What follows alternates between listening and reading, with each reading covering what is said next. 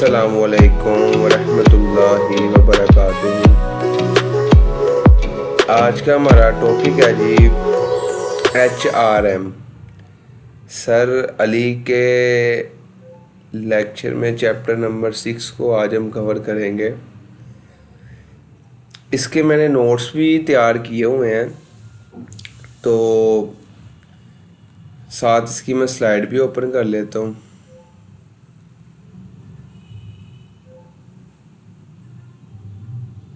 PPT okay जी।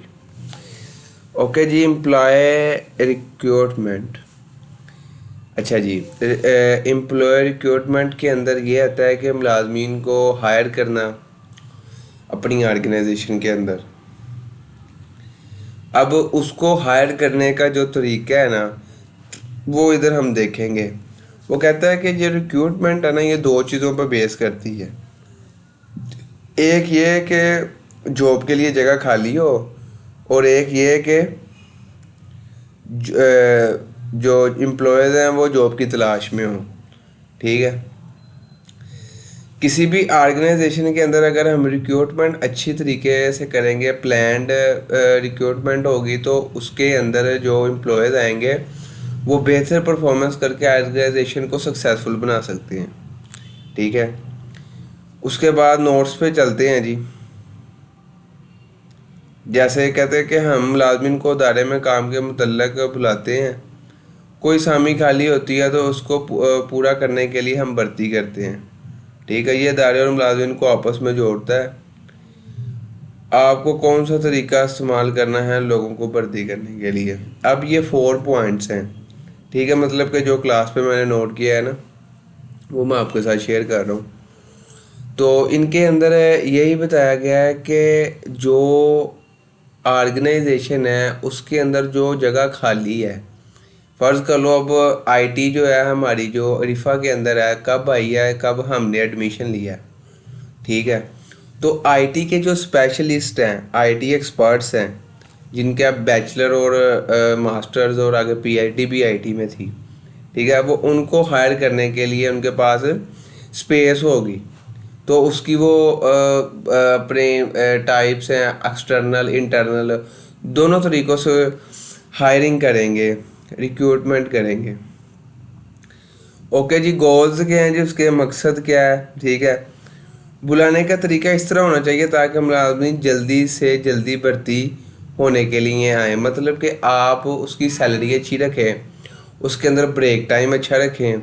ठीक है, और उसकी जो एडवर्टाइजमेंट का तरीका है वो आप, मतलब कि अब आप अगर सहूलियात अच्छी दे रहे हैं, अच्छी सर्विसेज प्रोवाइड कर रहे हैं, तो ज़ाहिर बात है कि जो एम्प्लॉयज़ होंगे वो अट्रैक्ट करेंगे और फ़ौरन से सीवी सबमिट करवाएंगे। उसके बाद सेकंड पॉइंट है भर्ती के लिए हाँ, वो कहता है कि इसके ऊपर आपने रिस्ट्रिक्शंस भी लगानी है। इससे मुराद ये है कि अब तो हर बंदा ही वो फिर वो देख के कर देगा जी आईटी के लिए जगह खाली है तो मैं उधर अप्लाई कर देता हूँ। नहीं, उसके अंदर आप रिस्ट्रिक्शन लगाएं कि ये मतलब कि उसके लिए कम अज़ कम मास्टर लेवल होना चाहिए आईटी का। ठीक है, मास्टर उसने किया हो, और ये उसकी एक्सपर्टीज़ हो, मतलब कि जो मेजर सब्जेक्ट्स हैं ना वो उसको अच्छे से आते हों। फिर अच्छी भर्ती से इंतखाब करना आसान हो जाता है। ठीक है, अगर आपने रिक्रूटमेंट अच्छी की है तो उसमें से सिलेक्शन करना आसान होता है। कॉन्स्ट्रेंट लिमिटेशंस क्या होती हैं जी, इसके अंदर ये आती है कि ऑर्गेनाइजेशन इमेज या रेपुटेशन। ठीक है, ये साथ साथ मैं ना आपको स्लाइड भी दिखाता जाता हूँ कैसे ये हमने अभी पढ़ी है, डिफाइनिंग रिक्रूटमेंट। ठीक है, तो इसके अंदर वो सारी चीज़ें मैंने एक्सप्लेन कर दी हैं सिंपल वर्ड्स में। अभी हम कॉन्स्ट्रेंट्स पे आ गए हैं, मतलब कि रुकावटें। ठीक है, अगर आप इधर गौर करें ना तो मैंने साथ इसकी वो भी मेंशन की हुई हैं, ट्रांसलेट किया हुआ है इसको, ताकि अगर इन फ्यूचर में इसे ओपन करता हूँ तो मेरे लिए ईजी हो। बट रुकावटें कौन कौन सी आती हैं जी, वो कह रहा है कि एक तो आपकी जो रेपुटेशन है कंपनी की। ठीक है, नोट्स पे चलते हैं। रेपुटेशन जो है वो कंपनी की अच्छी होनी चाहिए, फिर जो है वो एम्प्लॉयज़ जल्दी आएंगे। इससे क्या हमारा, जैसे अब अमेज़ोन है तो वो इंटरनेशनल एक ऑर्गेनाइजेशन है, जो मुख्तलिफ बिजनेसेस को रन कर रहा है, ठीक है, और उनका सिक्योर बैकअप दे रहा है। फाइवर है, वो freelancer.com है, ये अच्छे हैं। अपवर्क, तो ये मतलब कि ट्रस्ट के काबिल हैं, इनका इमेज और रेपुटेशन अच्छी है। उसके बाद सेकंड पे है जी, कॉन्स्ट्रेंट क्या आएगी, जॉब अट्रैक्टिवनेस, आपकी नौकरी कितनी दिलकश है, ठीक है। मतलब कि अब आपके पास एम्प्लॉय आया है, ठीक है, वो देखेगा कि जो मैं जॉब के लिए आया हूँ क्या ये सारी मतलब कि फुलफ़िल हो रही है या उसकी 80% फुलफ़िल हो रही है, तो वो क्या करेगा, अट्रैक्ट करेगा उसके साथ और जल्दी सीवी सबमिट करेगा। इंटरनल ऑर्गेनाइजेशन पॉलिसीज़, जैसे अच्छी कंपनी में वक्त पर तनख्वाह मिल जाती है और प्रमोशन साल बाद, ठीक है, तो ये पॉलिसीज़ होती हैं इंटरनल ऑर्गेनाइजेशन की। फिर गवर्नमेंट लॉज के अंदर आ जाता है कि अब 18 साल से कम उम्र भर्ती नहीं करेंगे, ठीक है। तो ये सारी क्या है जी, एक कॉन्स्ट्रेंट है, रुकावटें हैं जी, ठीक है, जब आप हायरिंग करते हैं। और रिक्रूटमेंट कॉस्ट है, अगर अच्छी तनख्वाह देंगे तो अच्छे हुनरमंद लोग आएंगे, ठीक है। ये जो सर ने सिंपल वर्डिंग क्लास में यूज़ करके एग्जांपल के साथ समझाया था ना, मैंने वो वाले नोट्स रेडी किए हैं। तो मेरा आपके साथ शेयर करने का गोल भी यही है कि ईज़िली सबको समझ आ जाए। उसके बाद ये स्ट्रेटजिक, ये होता है खाका बनाना, मतलब कि इनिशियल जो है वो आप जो प्लानिंग करते हैं। अब इसके अंदर भर्ती करना कैसे है, ठीक है, भर्ती कब करना है, किसको भर्ती करना है, ठीक है। और डिसीजनल ये होता है कि जब आपने भर्ती कर लिया होता है, असल में जैसे इश्तिहारात देना, ठीक है, आप किसी को हायर करते हैं और उनमें से सिलेक्ट करके जो बाद में आप रिजेक्ट कर देते हैं, ठीक है, जो हुनरमंद लोग होते हैं आप उनको रख लेते हैं। इंटरनल सोर्सेज जो अपने ही इदारे के अंदर आप लोग भर्ती करते हैं, ठीक है, और एक्सटर्नल सोर्सेज वो हैं जो आप बाहर से, इदारे से बाहर बंदा हायर करते हैं। अब इंटरनल और एक्सटर्नल की जो एग्जांपल्स वो ये हैं इधर, कि जैसे किसी मुलाजिम की तरक्की हो जाना, प्रमोशंस, ठीक है, और ट्रांसफ़र, तबादला एक जगह दूसरी जगह, मतलब फैसलाबाद कैंपस से लाहौर चला गया, लाहौर कैंपस से इस्लामाबाद, फिर इस्लामाबाद से आगे टर्की चला गया, ठीक है, या किसी की सिफारिश पे, ये इंटरनल के अंदर आ जाती हैं, ठीक है। और एक्सटर्नल के अंदर क्या आएगी जी, आप न्यूज़पेपर पे इश्तिहार देते हैं या आप इलेक्ट्रॉनिकली व्हाट्सएप पे एड्स लगाते हैं, ठीक है, स्टेटस लगाते हैं जी, इधर ये सीट खाली है तो उसके लिए अप्लाई करें सीवी, ठीक है, और ख़ुद चलकर बंदा आपके पास सीवी देने आ जाता है कंपनी के अंदर। तो ये सारी एक्सटर्नल सोर्सेज आती हैं। अब हम इंटरनल सोर्सेज को स्टडी करेंगे थोड़ा सा और इसके एडवांटेजेस और डिसएडवांटेज देखेंगे। इंटरनल सोर्सेज के अंदर वो कहता है कि ईमेल्स के ज़रिए आप हायर रिक्रूटमेंट कर सकते हैं, बंदे हायर कर सकते हैं, न्यूज़लेटर के ज़रिए कर सकते हैं, ठीक है, वर्ड ऑफ माउथ के एक ही बात का हर किसी को बता देना, मतलब कि अब जी पता चला जी आईटी मैनेजर की ज़रूरत है, तो वो ऐसे ही टीचर्स ने आगे फर्दर टीचर्स से बात करनी है तो उधर से ही आसानी हो जानी है बंदा ढूंढना। प्रमोशंस आर ट्रांसफ़र्स, यही जो मैंने आपको बात बताई कि फैसलाबाद यूनिवर्सिटी से लाहौर कैंपस के अंदर आपकी प्रमोशन हो जाए, ट्रांसफ़र हो जाए सॉरी, और आप अगर टीचर हैं तो आप एचओडी बन जाइए, प्रमोशन होती है। एम्प्लॉयर रेफरल सिफारिश करके भर्ती करना, ठीक है, कि अब इधर कोई टीचर है उसका अच्छा इमेज बना हुआ है तो वो कहे जी मेरा कज़न है या मेरा कोई भाई है तो उसको भी इधर हायर कर लें, तो उसकी मतलब कि जो रेपुटेशन होगी एम्प्लॉय की उस बेस के ऊपर उसके रेफरेंस भी काम आ सकता है। एडवांटेजेस इसके क्या हैं जी, इंटरनल के ये है कि आपकी कॉस्ट जो है वो माली मसाइल नहीं होंगे, ठीक है, वक्त भी बचेगा, काबिल मुलाजमीन का हौसला अफजाई होगी, ठीक है, जो स्किल्ड बंदे हैं, और अपने ही मुलाजिम को भर्ता करने से मुलाजमीन और जो हेड ऑफ डिपार्टमेंट उनके दरमियान तल्लक अच्छे होंगे। डिसएडवांटेजेस क्या हैं जी, बाहर के बंदे को मौका नहीं मिलेगा, और अगर एक से ज़्यादा स्किल्ड पर्सन है, ठीक है, उनमें से एक ही आपने प्रमोशन की है तो वो दूसरा कहेगा अच्छा ये क्या बात हुई कि मतलब कि मैं भी स्किल हूँ मेरी क्यों नहीं प्रमोशन हुई, हालांकि ऊपर सीट ही एक खाली होगी, तो इस तरह लड़ाई झगड़े भी हो सकते हैं।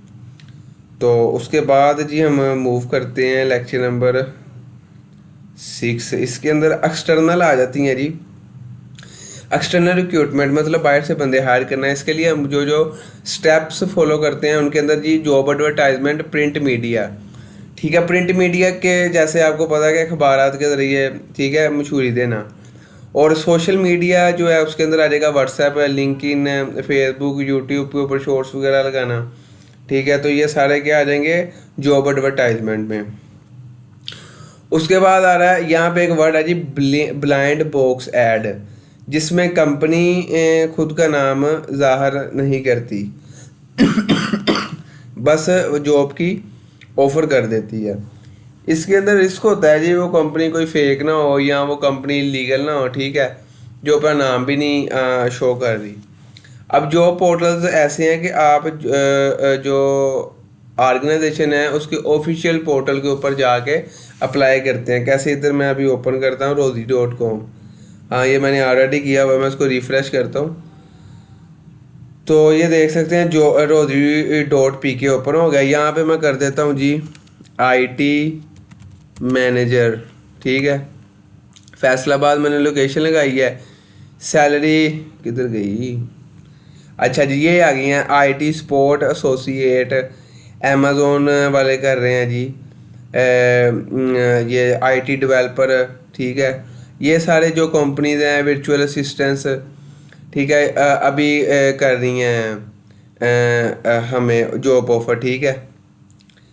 अगर आप यहाँ से भी आप जॉब जो है ना फाइंड कर सकते हैं rozi.pk से। तो ये क्या है जी, जॉब पोर्टल है। अभी हम बैक आते हैं अपनी स्लाइड पे। उसके बाद जॉब फेयर्स हैं जी, ये यूनिवर्सिटी में जो नेस्कैफे का पीछे करके रिफा में लगा था लास्ट विंटर में, तो वो अपने मतलब ऑर्गेनाइजेशन की एडवर्टाइजमेंट करते हैं। यहाँ से ग्रेजुएट जो फ्रेशनर होते हैं उनको अपनी ऑर्गेनाइजेशन में रख लेते हैं, ठीक है, उनकी ग्रेजुएशन देख के। कंप्यूटर रिलेटेड काम दे देंगे आपको, कंप्यूटर ऑपरेटर, मतलब कि आपकी एजुकेशन के लेवल के मुताबिक। ओके जी, एम्प्लॉयमेंट एजेंसीज जो हैं वो ना थर्ड पार्टी होती है, जो मतलब कि जैसे प्रॉपर्टी डीलर है ना, घर लेने वाले और घर सेल करने वाले के दरमियान है, दोनों के दरमियान कस्टमर और बायर के दरमियान इंटरेक्शन करवाता है, ठीक है। तो ये जो है थर्ड पार्टी होती हैं एम्प्लॉयमेंट एजेंसीज, जो ऑर्गेनाइजेशन के पास एम्प्लॉयज़ लेके आती हैं और एम्प्लॉयज़ को ऑर्गेनाइजेशन के पास लेके जाता है। वॉक इन एप्लीकेशन 5वां पॉइंट है, उससे पहले था कि खुद जाकर दरख्वास्त जमा करवा लेना। तो ये 6 पॉइंट थे, ठीक है जी। यहाँ पे मैं आपको दिखा भी देता हूँ PPT पे। ये भी हमने पढ़ लिया है, ये भी ये देखें जी, ये एक्सटर्नल रिक्रूटमेंट के 6 पॉइंट थे। जॉब एडवर्टाइजमेंट हमने पढ़ा है बाई प्रिंट मीडिया, और दूसरा है जी सोशल मीडिया। जो पोर्टल्स मैंने दिखा दिया है वो जो फेयर्स हैं, वॉक इन एप्लीकेशन और एम्प्लॉयमेंट एजेंसी। असल में ना नोट्स का बहुत फ़ायदा होता है। नोट्स से आपको जो पढ़ना है बहुत आसान हो जाता है, और आपकी क्योंकि आपने हैंड रिटन किया होता है उसको, तो आपको अपनी समझ आ रही होती है मैंने क्या नोट किया। सर की बहुत सारी एग्जांपल्स हैं इसके अंदर जो स्लाइड्स के अंदर नहीं थे। अब जॉब फेयर्स के अंदर वो कह रहा है जी एजुकेशनल इदारों में ये ज़्यादातर देखा जाता है। प्रोस क्या और उसके नुकसान क्या हैं एक्सटर्नल रिक्रूटमेंट के, जो आप बाहर से लोग भर्ती करते हैं। मुलाजमीन आपस में नहीं लड़ेंगे क्योंकि बाहर से बंदा आ रहा है और हम ज़्यादा काबिल बंदे को हायर कर सकते हैं, क्योंकि अपनी ऑर्गेनाइजेशन में तो आपको पता है किस लेवल के बंदे हैं, उससे हायर लेवल का बंदा आपको बाहर से ही मिलेगा। और नुकसान ये हैं कि इसके ऊपर कॉस्ट ज़्यादा आएगी, नया बंदा आएगा उसको ट्रेन करने पे टाइम लगेगा, और कंपनी के लोग भी उसको जल्दी एक्सेप्ट नहीं करेंगे, ठीक है, टाइम लगेगा। उसके बाद ये छोटा सा है जी uses of resources, I think ये लास्ट पे होगी, तो मैं आपको वैसे दिखा देता हूँ। अच्छा जी, एक कि आप किस तरह कर सकते हैं रिक्रूटमेंट, तो वो कह रहा है कि वेबसाइट के ज़रिए सबसे ज़्यादा अच्छा जो ज़्यादा चांसेस हैं हायर करने का, वो आजकल वेबसाइट के ऊपर आप जाएं, जैसे ये मैंने खोली हुई थी, ठीक है।